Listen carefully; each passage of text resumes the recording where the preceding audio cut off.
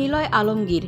আলো ঝলমলে ক্যামেরার সামনে তিনি যেমনই হোক, বাস্তব জীবনে বেশ কোমল ও মমতাবান। কোটি দর্শকের হৃদয়ে স্থান করে নেওয়া জনপ্রিয় এই অভিনেতা শুধু ছোট পর্দার তারকাই নন, তিনি অবলা প্রাণীদের এক নিঃশব্দ অভিভাবকও। অন্যরা যখন ব্যস্ত নিজেদের খ্যাতি ও স্বপ্নে, তখন নিলয় লড়ছেন রাস্তার কোণে অবহেলায় পড়ে থাকা কুকুর বিড়ালের জন্য।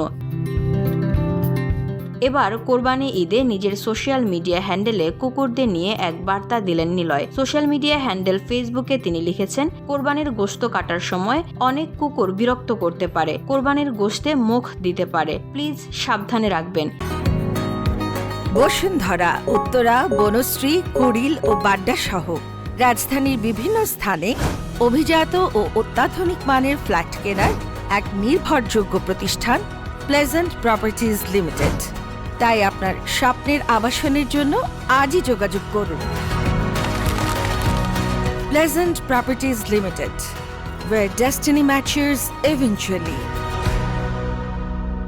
এমন সময় অনেকে হাতের ধারালো অস্ত্র দিয়ে কুকুরকে আঘাত করে। এই কাজটা প্লিজ করবেন না। কোরবানি দিচ্ছেন সোয়াবের উদ্দেশ্যে, গুনাহ কামাবেন না। এদিকে কিছুদিন আগে যখন সেন্ট মার্টিনে পর্যটনের সবকিছু বন্ধ হয়ে গেল, তখন কুকুর কি খাবে তার একটি প্রচারণা চালিয়ে অর্থ সংগ্রহ করে তাদের খাবারের ব্যবস্থা গ্রহণ করেছিলেন তিনি। আবার নিজ উদ্যোগেও কুকুর বিড়ালের জন্য খাবারের ব্যবস্থা গ্রহণ করে থাকেন এই অভিনেতা। VOD Bangla news desk.